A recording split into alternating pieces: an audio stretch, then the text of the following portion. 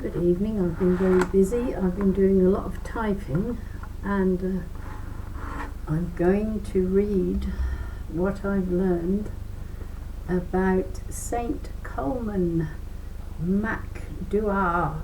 He was born in 560, and we just celebrated his feast day a few days ago on the 29th of October. And I was so curious to learn about this monk and abbot because I actually knew very little about him. But I knew he was interesting. But he is interesting. And how we know so much about him, which I'll share with you now, is because the monks recorded all the little odd things about him. But you won't hear about them until near the end. But he was a very interesting person, and I think that I might ask him to intercede for me when I've got some difficult issues, because he's quite amazing. Very interesting person by the sound of him. But anyway, we'll start reading about him. Saint Colman Mac Duagh was born in 560. Corker Kiltartan, County Galway, Ireland. He died 29th of October 632, aged, they think, between 71 and 72. He's venerated in the Roman Catholic Church and Eastern Orthodoxy. They're Eastern Catholics. Saint Colman was the son of an Irish chieftain, Duagh, and thus in Irish, Mac Duagh. He was reportedly the son of Queen Rheinag, and her husband was the chieftain Duagh in Kiltartan, now County Galway. He was educated at St. Endna's Monastery in Inishmore, Aran in Irish, the largest of the Aran Islands on Inishmore, and he lived there initially as a hermit. He built a church, Taimpuil Mor Machik Duagh, and a small oratory, Taimpuil Beg Mihek Duagh. Apologise for the lack of Irish knowledge to speak Irish, near Kilmurvy. These form part of a group known as the Seven Churches, although the designation does not indicate the actual number of churches. Many were destroyed during the time of Cromwell. He initially lived as a recluse, living in prayer and prolonged fastings, first on Innismore, then in a cave at the Burren in County Clare, with his relative King Guare Adne Mac Colman, who died 663, and he was of Connacht, and he founded the monastery of Kilmacduagh, the church of the son of Duagh, and governed it as abbot bishop. October the 29th is his feast day. October the 29th is also St. Colman of Kilmacduagh, 560-632, Catholic Ireland, but he has been confused, the same saint that I'm reading about, with another Saint Colman of Temple Shanbone, who died in 595, who was from Connacht and lived somewhat earlier. So there has been confusion between these two saints, as it would appear in the writings. King Guare bade him to build a monastery.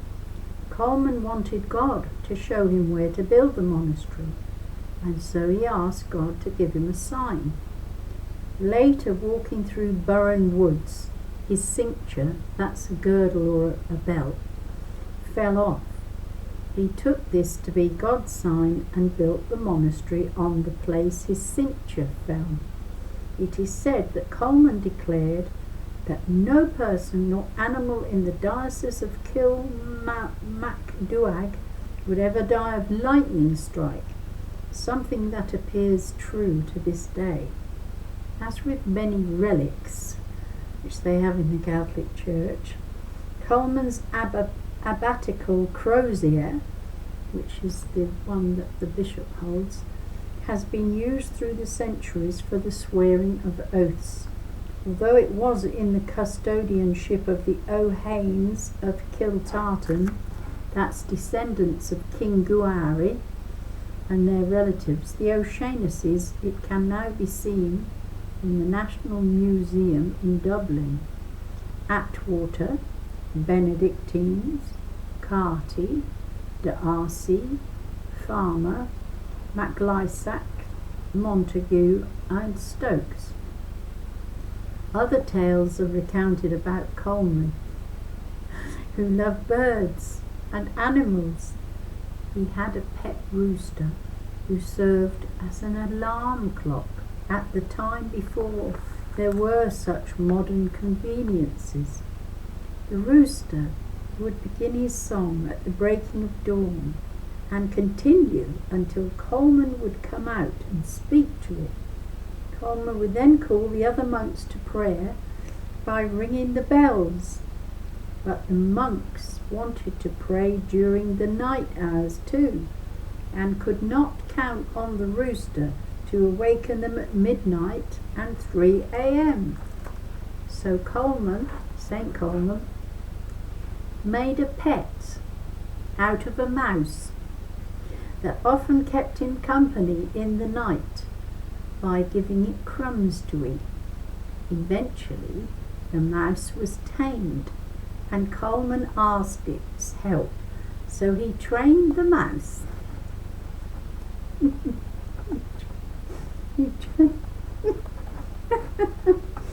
trained the mouse to wake him for the night office. He said, "So you are awake all night, are you? It isn't your time to sleep, is it? My friend, the cock gives me great help waking me every morning. Couldn't you do the same for me at night while the cock is asleep? If you do not find me stirring at the usual time, couldn't you call me? Will you do that?" It was a long time before Colman tested the understanding of the mouse. After a long day of preaching and travelling on foot, Colman slept very soundly. When he did not awake at the usual hour in the middle of the night for lauds, and the mouse pattered over to the bed, climbed on the pillow and rubbed his tiny head against Colman's ear. Not enough to waken the exhausted monk, so the mouse tried again, but Colman shook him off impatiently. Making one last effort, the mouse nibbled on the saint's ear, and Colman immediately arose, laughing. The mouse, looking very serious and important, just sat there on the pillow, staring at the monk, while Colman continued to laugh in disbelief that the mouse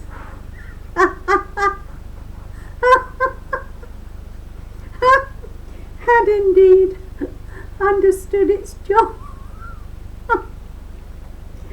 When he regained his composure, Colman praised the clever mouse for his faithfulness and fed him extra treats. Then he entered God's presence in prayer. Thereafter, Colman always waited for the mouse to rub his ear before arising, whether he was awake or not. The mouse never failed in his mission, as according to the records that the monks kept, I suppose. The monk had another strange pet. This is even more a fly. Each day, Colman would spend some time reading a large, awkward parchment manuscript prayer book. Each day, the fly would perch on the margin of the sheet. Eventually, Colman began to talk to the fly and thanked him for his company and asked for his help. I think I'll wonder about whether I swat or spray the flies in future. Oh no, I'm getting tears in the eyes, I'm so sorry. Do you think you could do something for me? You see yourself that everyone who lives in the monastery is useful.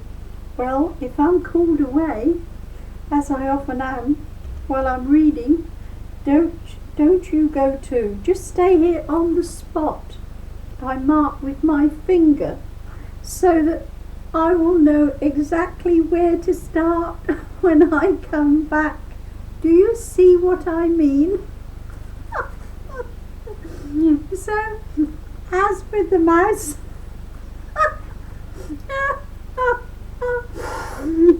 it was a long time before Colman put the understanding of the fly to the test. He probably provided the insect with treats as he did the mouse. Perhaps a single drop of honey or crumb of cake. One day, Colman was called to attend a visitor. He pointed to the spot on the manuscript where he had stopped and asked the fly to stay there until he returned.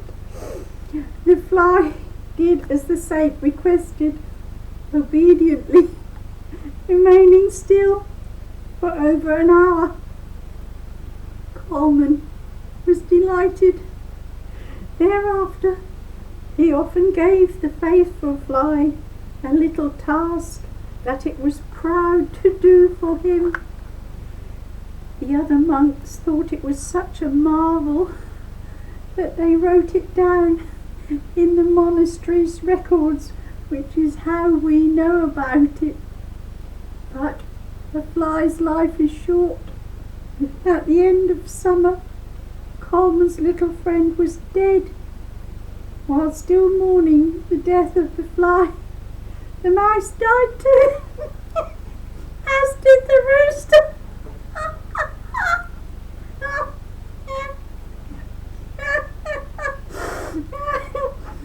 Colman's heart so heavy at the loss of his last pet, he wrote to his friend, Saint Columba, and Columba responded as follows: You were too rich when you had them.